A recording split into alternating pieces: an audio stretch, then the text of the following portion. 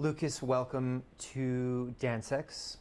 I'm not going to welcome you to the Australian Ballet because you've never left. But I want to talk about the commission for the festival, Imposter. I want to talk about the title a little bit, but as well the genesis of the commission, where the idea came from, and how actually it was put on hold for a while and you're revisiting it and what that's been like. Yeah. So maybe I'll start with the title, start with the title. Where it comes from. I was a ballet dancer first, and then I moved into contemporary, and then I studied theatre, and then became a teacher. And so I've always kind of had a really strong curiosity for the other.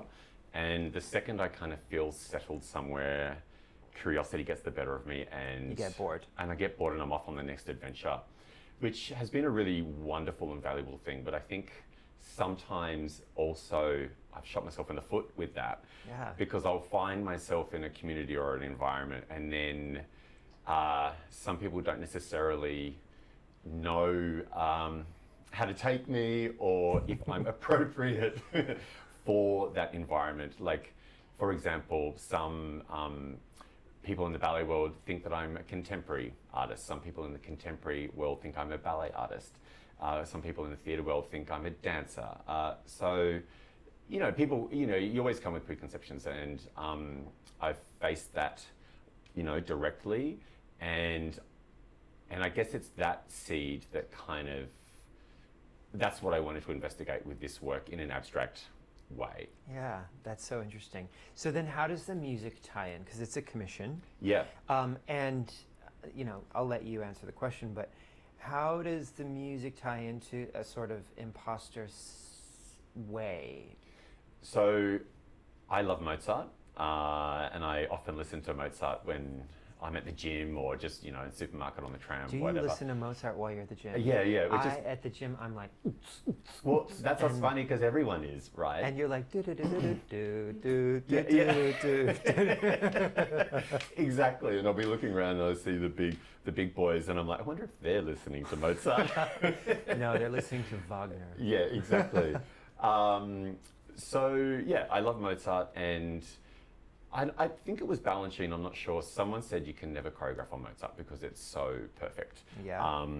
And that in itself, I'm like, well, I'll have a go at that, But it being a commission and having the opportunity to create something, I thought, well, why don't I give a Mozart violin concerto or suggest a Mozart violin concerto to a composer and see what they do with it. So through discussions with yourself and Nicolette, we decided to approach Matthew Heinsohn, a wonderful Australian composer, and he really appreciated the brief, actually. He was like, it's great that you came and you were like, this is what I want to do. Boom. He's like, it gave me a good parameter to play in. And that's literally what he did. So it starts off with the violin concerto, and it's very traditional, and it starts with the minuet. And with each progression, he kind of stretches it, he multiplies it, he dislocates it, he folds, he expands, he pushes. So he really plays with it, and it becomes this kind of musical playground. And it's within the 10 minutes, it's actually quite an epic journey. It is an epic journey. Yeah. So, and I've tried to match that choreographically. Yeah. In what way? So when the piece starts, it's a very traditional space. Mm-hmm. It's very traditional in form, and it's very musical. It's using traditional classical ballet steps. But instantly, the pathways of the classical ballet technique are just taken cross-laterally. So they the first position is pulled this way, and then that pathway kind of builds and builds and builds as the music progresses, until the dancers flirt with almost another form. It falls out of the classical ballet technique, and then they catch themselves kind of becoming another discipline, and then they come back to it.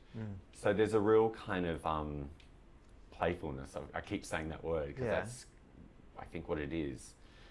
And music-wise, it's playful too.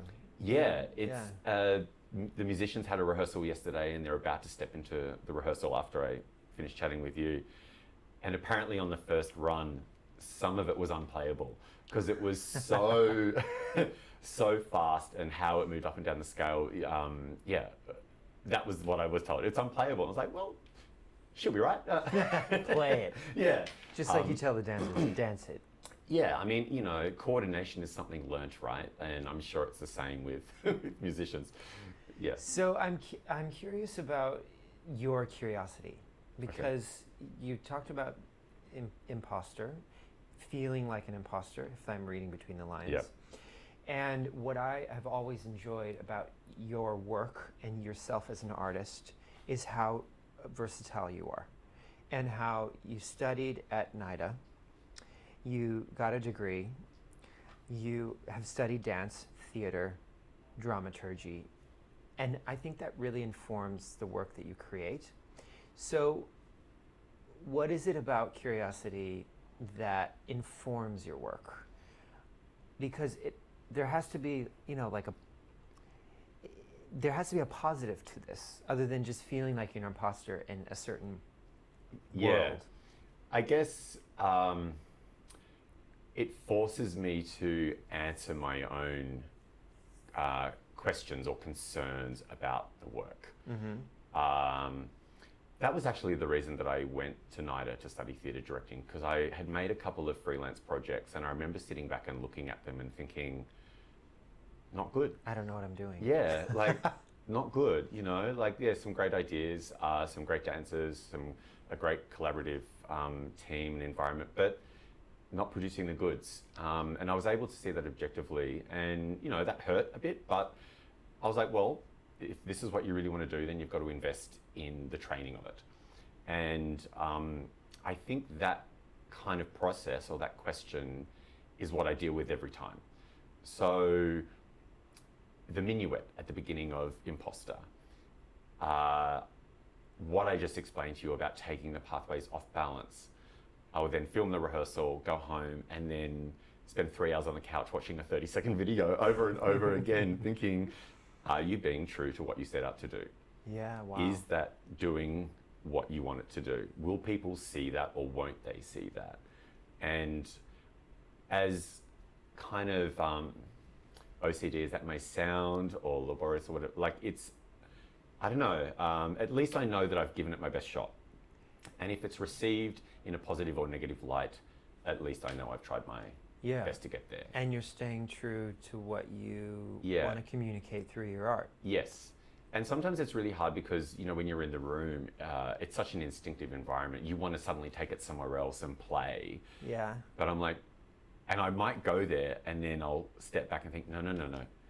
That's not what this is. Yeah. Save that for the next. And I say this often, I think each piece is an essay on the last and a provocation on the next. Yeah. And that's what I tell myself when I want to get off track. I'm like, no, come back, explore that next time. Yeah. And so then I write that down. Great. And that fuels the next decision. Well, I can't wait to see Imposter and how it, you know, solidifies. Great to have you with DanceX, and always great to have you in the studios creating. Thank you. Lovely to be here.